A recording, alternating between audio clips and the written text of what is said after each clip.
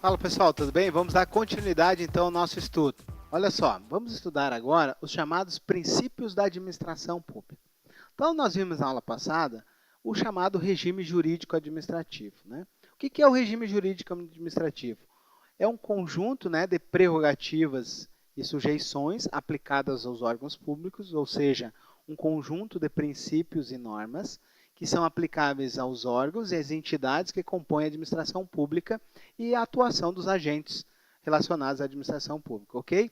Esse regime jurídico administrativo, ele se baseia num conjunto de princípios que se traduzem em prerrogativas e sujeições que devem guardar entre si uma correlação lógica. Por essa razão, todos os princípios sempre estarão entrelaçados. Olha só, pessoal. As prerrogativas se traduzem no que a gente chama de princípio da supremacia do interesse público sobre o particular. E as sujeições se traduzem naquilo que a gente chama princípio da indisponibilidade do interesse público. Esses dois princípios, eles guardam uma correlação lógica. Porque ao mesmo tempo que a administração pública é dotada de poderes especiais, prerrogativas, ela deve respeitar sujeições, ela tem o dever de respeitar e aplicar aquelas prerrogativas em prol da coletividade, ok? E nós vimos que o exercício da função administrativa ele deve ser feito independente mesmo de provocação do particular, ok? Vamos adiante. Nós vimos que o direito administrativo tem como característica não ser codificado. E aí, pessoal, na ausência de um código que regulamente essa disciplina, os princípios são ainda mais importantes, porque eles vão realmente orientar o entendimento do direito administrativo. Então, nós podemos dizer que os princípios são verdadeiros vetores interpretativos do direito administrativo. Dentro dos princípios, nós temos as chamadas pedras de toque do direito administrativo. Celso Antônio Bandeira de Mello, então, chamou que as duas principais funções administrativas aqui, relacionadas às prerrogativas e sujeições, se traduzem em dois princípios. O princípio da supremacia do interesse público e o princípio da indisponibilidade do interesse público. São dois chamados princípios supraprincípios ou superprincípios, ok? Então, as chamadas pedras de toque que vão orientar todos os demais princípios que vão reger a administração pública.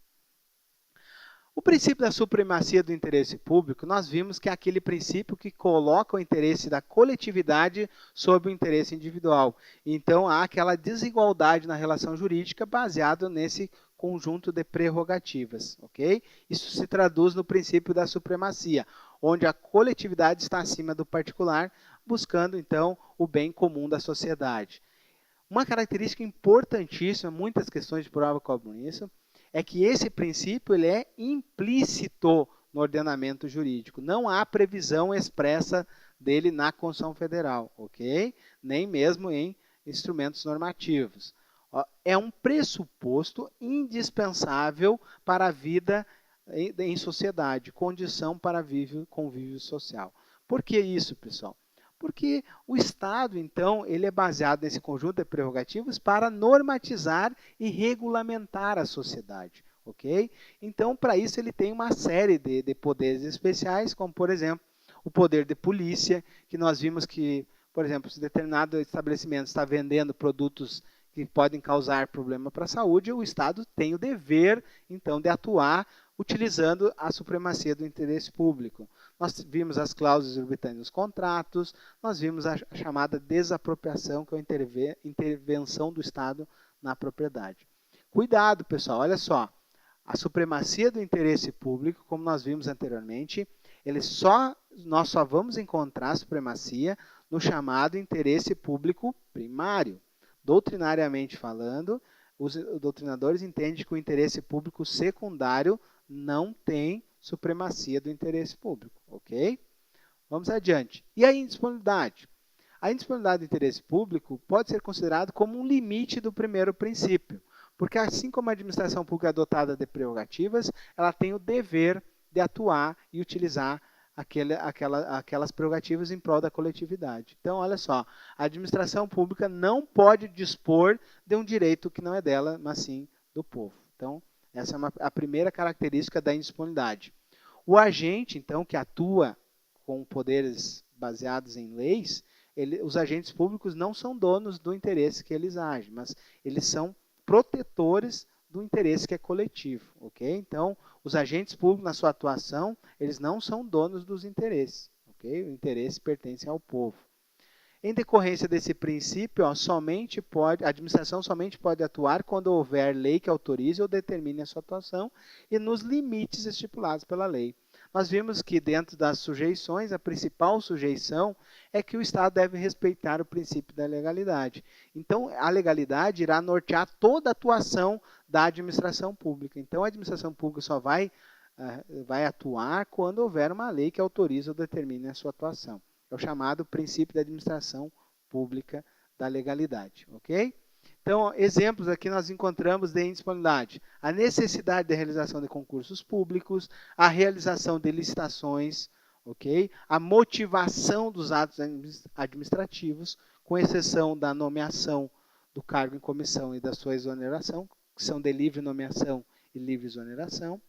A prestação de contas, né, que nós encontramos lá no caput do artigo 70 da Constituição Federal, que é um dever a prestação de contas pelos agentes públicos, certo? E vejam bem, pessoal, tanto a supremacia quanto a indisponibilidade, esses dois grandes princípios, eles têm como consequência uma noção relativa, pois eles comportam exceções. Então vejam bem, por mais que a administração pública tenha prerrogativas, ela vai ter que respeitar algumas limitações. Por exemplo, direitos e garantias fundamentais. Por exemplo, a proteção da casa, asilo inviolável, né? Então tem todo aquele regramento lá do artigo 5º que a administração pública deve respeitar na sua atuação. Ok? Nós veremos agora os próximos princípios da administração pública. E saibam que todos os princípios de direito administrativo são desdobramentos desses dois grandes princípios. Por isso que eles são os grandes pilares dos princípios da administração pública. Ok? Olha só. No caput do artigo 37, nós encontramos os princípios constitucionais expressos que irão reger a administração pública. É o nosso chamado LIMP. Né? Então, nós encontramos aqui um método mnemônico, a palavra LIMP, que significa, então, as sílabas iniciais, aqui as letras iniciais da palavra LIMP. Então, legalidade, impessoalidade, moralidade, publicidade e eficiência. Então, são nossos 5 princípios. Lembrem que eficiência não estava no texto original da Constituição de 88. Ele foi incluído posteriormente, então, com a Emenda Constitucional 19 de 1998. Ok? Além dos princípios expressos no caput do 37, nós encontramos outros princípios constitucionais que também se aplicam à administração pública, como, por exemplo, o princípio da celeridade processual, o princípio do devido processo legal, o princípio do contraditório e ampla defesa, são princípios constitucionais que vão se aplicar à administração pública sem maiores necessidades de interpretação. Olha só, o primeiro princípio que nós vamos estudar agora é o chamado princípio da legalidade. O que significa isso? Que a administração pública, na sua atuação, ela deve respeitar a lei. Então, a sua atuação será conforme a lei e o direito, ok? Então, nós encontramos lá na Lei 9784 o chamado bloco de legalidade. Então, quando nós falamos que a administração pública respeita a legalidade, ela vai respeitar a Constituição Federal e as emendas constitucionais, as leis ordinárias, leis complementares, medidas provisórias, tratados e convenções internacionais, tudo isso ela vai respeitar. É o chamado, então, bloco de legalidade. Ainda dentro do princípio da legalidade, eu não posso confundir legalidade administrativa com legalidade privada, ok, pessoal? A legalidade privada é a dos particulares, ok? Onde os particulares podem fazer tudo aquilo que a lei não veda. Não é essa legalidade aplicável à administração pública. A administração pública é regida pela legalidade administrativa. Os agentes públicos só podem fazer o que a lei autoriza, ok? Então, vejam bem, a legalidade privada, ela encontra previsão lá no artigo 5º, inciso 2, que diz o seguinte, ó, ninguém será obrigado a fazer ou deixar de fazer alguma coisa, senão em virtude de lei. Essa é a legalidade dos particulares, a chamada autonomia de vontade. Já a legalidade administrativa está no caput do artigo 37. Tá? Então, a legalidade administrativa é essa legalidade onde a administração pública só pode fazer aquilo que está na lei. É a chamada subordinação à lei. Então, aqui tem um exemplo lá no direito tributário, a legalidade tributária, onde a administração pública, né, encontra vedações em relação à sua tributação. Então, diz o seguinte, lá o artigo 150, inciso 1, ó, é vedada a União exigir aumentar tributo sem lei que estabeleça, ok? Então, é a chamada legalidade tributária. Então, para exigir aumentar tributo, somente através de lei, ok? Então, isso resume bem a atuação da administração pública conforme a legalidade. Então, a administração pública só é possível fazer o que está previsto e autorizado em lei, chamado critério de subordinação à lei. Outro aspecto importante que vocês não podem confundir é que o princípio da legalidade não se confunde com reserva de lei. Ok? Princípio de legalidade, nós vimos que a administração pública só pode fazer o que está na lei. Já o princípio da reserva legal diz que determinadas espécies normativas determinadas matérias devem ser tratadas por determinadas espécies normativas específicas. Né? Então, por exemplo, nós vamos encontrar aqui, lá na organização da administração pública, no artigo 37, inciso 19, que uma lei complementar vai reger a área de atuação das fundações públicas. Okay? Então, determinadas matérias constitucionais, a própria Constituição Federal trouxe qual é a normativa que se aplica. Por exemplo, uma lei complementar. Ok? O próximo princípio nosso é o princípio da impessoalidade, que diz o seguinte, que a administração pública não deve buscar interesses pessoais, deve ter uma ausência de subjetividade. Nós vimos, então, que a atuação da administração pública sempre tem que buscar um interesse coletivo, tem que buscar uma impessoalidade na sua atuação, ok? O Celso Antônio Bandeira de Mello diz que o princípio da impessoalidade traduz a ideia de que o administrador tem que tratar todos iguais sem benefício ou detrimentos. Significa o seguinte, Celso Bandeira de Mello pensou o seguinte, se houver um tratamento igual para todos, consequentemente, a administração pública está atuando com impessoalidade. Ok? Então, relacionado ao princípio da impessoalidade, nós precisamos entender dois aspectos. O primeiro aspecto é em relação à própria administração pública. E o segundo aspecto é em relação aos administrados. Então, vamos ao primeiro. O primeiro aspecto em relação à administração pública, nós temos que lembrar da teoria do órgão, que os atos, quando são feitos pelos agentes públicos, devem ser imputados aos órgãos ou agentes. Isso traduz uma impessoalidade na atuação dos agentes públicos. A segunda situação de impessoalidade nós encontramos no artigo 37, parágrafo 1º, que é a vedação de promoção pessoal dos seus agentes. Ok? Então, vejam bem, ó, a Constituição Federal diz o seguinte, a publicidade de atos, programas, obras do governo deverão ter caráter educativo. Vejam bem, ó, não podendo conter nomes, símbolos ou imagens que caracterizem a promoção pessoal dos agentes públicos. Vejam bem, esse termo normativo aqui, ele está relacionado ao princípio da impessoalidade, pessoal. Não está relacionado ao princípio da publicidade. Isso é pegadinha de concurso. Outra pegadinha que eles fazem muito é retirar a palavra não do meio da frase, ok? Não vão cair nessas pegadinhas aqui, certo? Então, vejam bem, a vedação de promoção pessoal dos agentes é um aspecto relacionado ao princípio da impessoalidade. Em relação aos administrados, nós podemos relacionar o princípio da impessoalidade com o princípio da finalidade e com o princípio da isonomia. Vamos ao primeiro. Então, em relação aos administrados, olhando o princípio da finalidade, nós vemos o seguinte, que a administração pública deve satisfazer o interesse da coletividade. E isso se traduz, consequentemente, numa impessoalidade. Vamos fazer o contraponto. Se na atuação da administração pública, em vez de buscar a finalidade pública, buscar uma finalidade particular, ela não vai estar sendo impessoal. Okay? Então, a impessoalidade está relacionado à atuação e satisfação do interesse coletivo, interesse público. O segundo aspecto é relacionado à isonomia.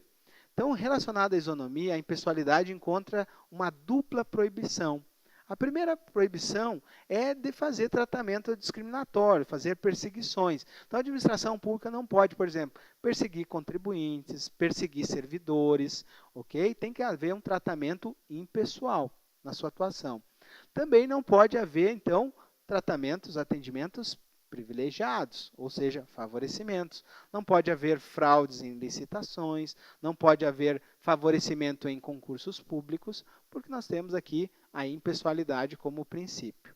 Dois institutos fundamentais dentro da Constituição Federal relacionada à impessoalidade são justamente o Instituto do Concurso Público e da Licitação Pública, que são baseados no princípio da impessoalidade, que buscam, então, um satisfazer da coletividade em prol dos interesses particulares. Ok? Então, aqui, ó, importantíssimo, nós vimos esse artigo 37, parágrafo 1º, faço a leitura de vocês e faço a marcação aí no código, ok? Aqui tem um exemplo, ó. O candidato que usa uma rosa como símbolo durante a campanha não pode usar essa mesma imagem durante seu mandato para evitar, então, a promoção pessoal. Assim como, por exemplo, não pode inaugurar uma obra pública e colocar o nome de um agente que esteja vivo, ok? Ainda relacionado ao princípio da impessoalidade, nós encontramos a súmula vinculante número 13, que é a súmula que trata do nepotismo. Então, vejam bem, a nomeação de cônjuge, companheiro, parentes em linha reta ou por a finalidade até terceiro grau, inclusive da autoridade nomeante ou de servidores da mesma pessoa jurídica, investidos em cargos de direção, chefia ou assessoramento, para o exercício de cargo em comissão ou de confiança, ou ainda função gratificada na administração direta ou indireta de qualquer dos poderes da União, Estado, Distrito Federal e Município, compreendido o ajuste mediante designação recíproca, viola a Constituição. Então, o que significa isso? Que a contratação de parentes viola a Constituição Federal, né? Existem vários julgados aqui nós encontramos no Poder Judiciário e nós encontramos aí decisões, inclusive do STF, em relação à súmula vinculante número 13. Por exemplo, a nomeação de cargos políticos ocupados por parentes não violaria, então, a súmula vinculante. Então, uma decisão que o STF já se manifestou, então, dos chamados cargos políticos, aí, os chamados cargos de primeiro escalão. E vejam bem que o nepotismo ele se aplica, inclusive, ao chamado nepotismo cruzado. Então, a designação recíproca é o chamado nepotismo cruzado. Contratar um parente de um poder em outro poder. Exemplo, um parente da prefeitura contrata um parente do Estado. Isso aí é o chamado nepotismo cruzado. Ok? Então, aqui nós temos aqui uma imagem do Ministério Público Federal que diz que o nepotismo é um ato de improbidade, porque configura desrespeito ao dever de servir a administração com honestidade no exercício da função pública. Então, veja bem, contratação de parentes é, sim, uma improbidade administrativa. Ok? O próximo princípio nosso é o princípio da moralidade administrativa.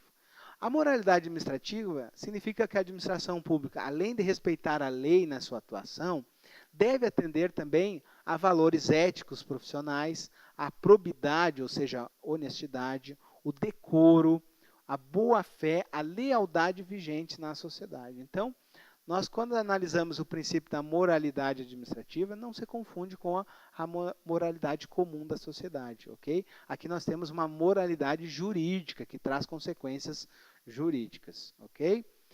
Ainda relacionado à moralidade, nós temos que entender que a boa-fé aqui é a chamada boa-fé objetiva, é a boa-fé de conduta. Não basta apenas a intenção violadora, mas tem que haver a conduta do agente, ok?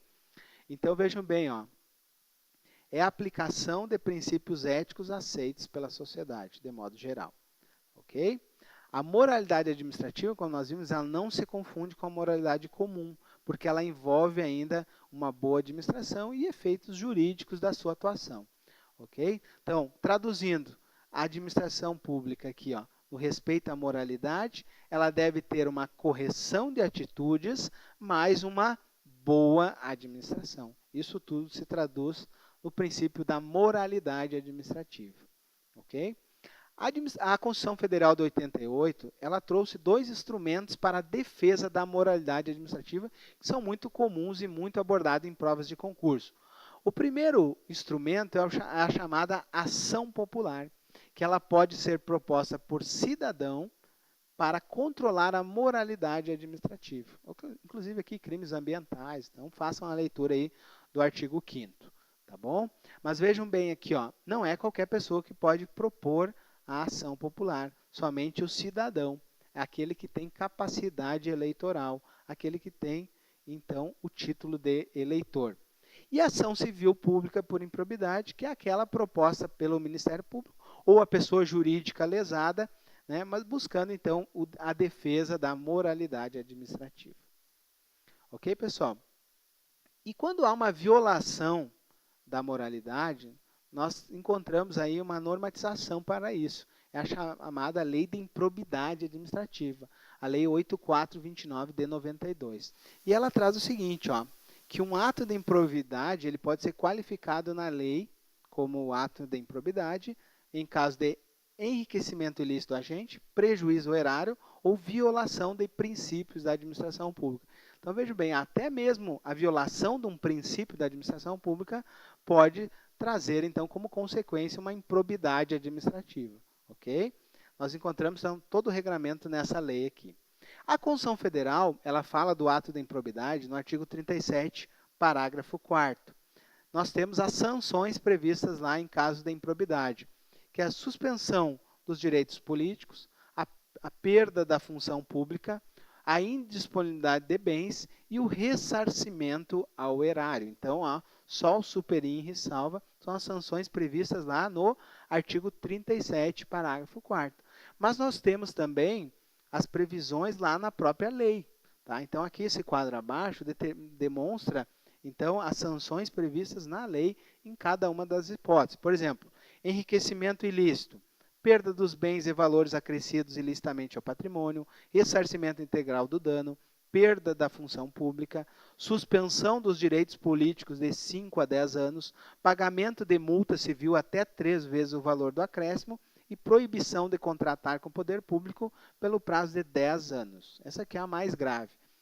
O prejuízo ao erário traz como consequência na lei a perda dos bens e valores acrescidos ilicitamente, o ressarcimento integral, a perda da função pública, a suspensão dos direitos políticos de 5 a 8 anos, o pagamento de multa civil de até 2 vezes o valor do dano e proibição de contratar com o poder público pelo prazo de 5 anos. Ok?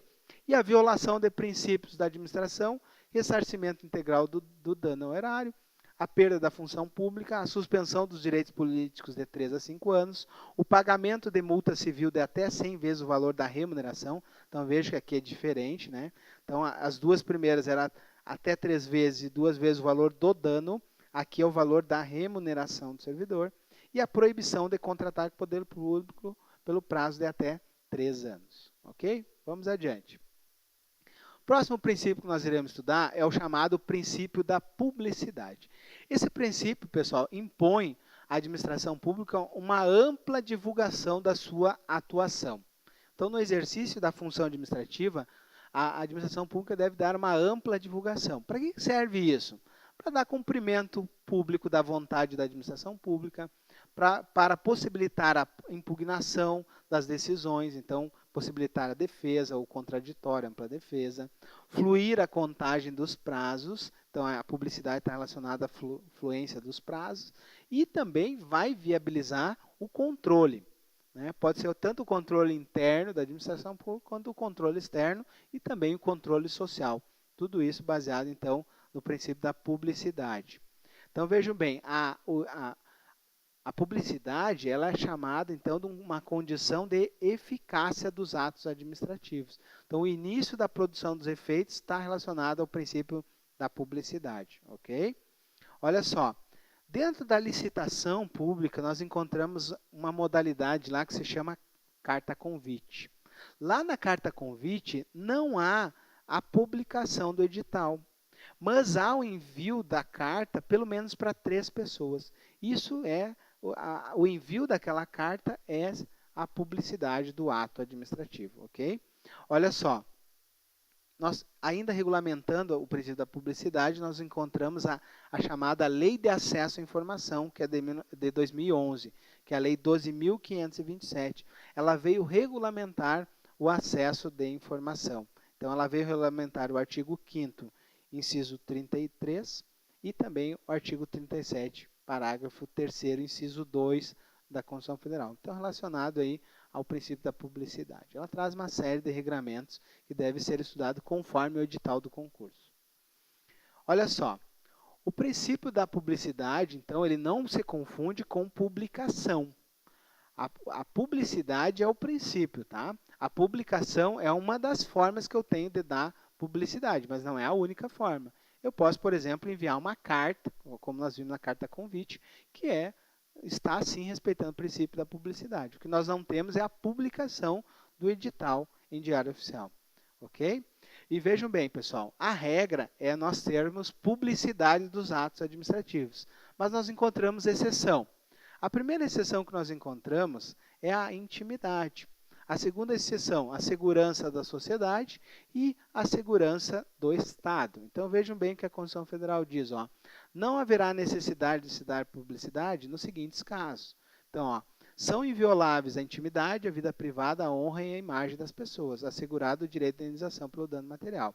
Todos têm direito de receber dos órgãos públicos informações de interesse particular ou coletivo ou geral, que serão prestados no prazo de lei, sob pena de responsabilidade, ressalvados aqueles cujo sigilo seja imprescindível à segurança da sociedade e segurança do Estado. E a lei só poderá restringir a publicidade dos atos processuais quando da defesa da intimidade ou interesse social o exigirem. Então, as exceções à publicidade estão aqui na própria Constituição Federal, no artigo 5º. Então, como regra, nós temos exceção na intimidade, segurança da sociedade e segurança do Estado. Ok? Olha só, ainda em relação à publicidade, é importante estudar um pouco sobre os remédios constitucionais. Nós temos uma questão que é recorrente em prova, que aborda, que é fazer uma análise em relação ao mandado de segurança e o habeas data. Então, se eu preciso informação de um terceiro, qual o remédio constitucional que eu devo utilizar? É o habeas data ou o mandado de segurança? É o mandado de segurança. O mandado de segurança, ele é para direito líquido e certo, não amparado por habeas corpus ou habeas data. O habeas data, lembre que é para obter informações de caráter pessoal, da pessoa do impetrante. Então, se eu preciso de informações de um terceiro, eu vou utilizar o mandado de segurança, ok? Por fim, chegamos no nosso último princípio do LIMP, que é o princípio da eficiência.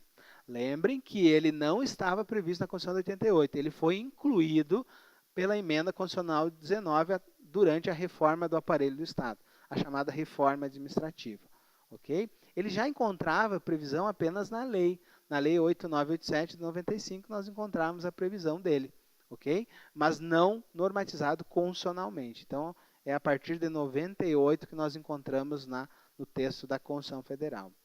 E esse princípio da eficiência, ele determina que a administração pública deve atuar da melhor maneira possível, buscando sempre os melhores resultados.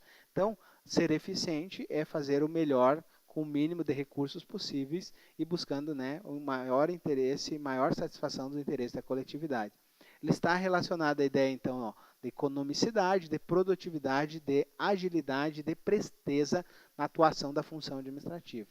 Nós encontramos institutos relacionados à eficiência lá na Constituição. Por exemplo, o estágio probatório, que hoje é de 3 anos, a avaliação periódica de desempenho, que pode levar à perda da função pública, ok? E os chamados contratos de gestão. São institutos relacionados ao princípio da eficiência que serão estudados mais à frente. Olha só, então, relacionando aqui o princípio da eficiência, nós temos as regras de estabilidade do artigo 41. Então, nós temos a necessidade da aprovação num concurso, a nomeação, posse e exercício, 3 anos de efetivo exercício eu estarei em estágio probatório, ok? Então, está relacionado à eficiência, o prazo de 3 anos aqui. E nós temos a chamada avaliação especial de desempenho. Então, ao final do estágio probatório, vai ser nomeada uma comissão para verificar se a pessoa tem ou não aptidão para a estabilidade. Está relacionado ao princípio da eficiência também. E no artigo 41 e artigo 169, parágrafo 4, nós encontramos as possibilidades de perda da estabilidade, a perda do cargo público. Por exemplo, o primeiro deles é processo administrativo disciplinar que você garante contraditório ampla defesa, a sentença judicial com trânsito em julgado, o processo administrativo de avaliação periódica de desempenho. Então, esse aqui foi introduzido pela emenda constitucional 19 de 98. Então, um procedimento de avaliação periódica de desempenho irregular pode me trazer, insatisfatório, pode me trazer a perda do cargo. E o excesso de gasto com pessoal relacionado à lei de responsabilidade fiscal. Então, quando o ente federativo ultrapassa os limites da lei de responsabilidade, a lei de responsabilidade fiscal com gastos de pessoal, ela tem como consequência a possibilidade de perda do cargo público, inclusive o cargo já estável. Então, o artigo 169 ele traz 3 regras. Primeiro, exoneração de pelo menos 20% dos cargos em comissão, exoneração dos cargos não estáveis e, por fim, a exoneração dos cargos estáveis. Ok? Pessoal, finalizamos aqui então o nosso bloco. Nos encontramos na próxima aula. Fiquem com Deus e até breve.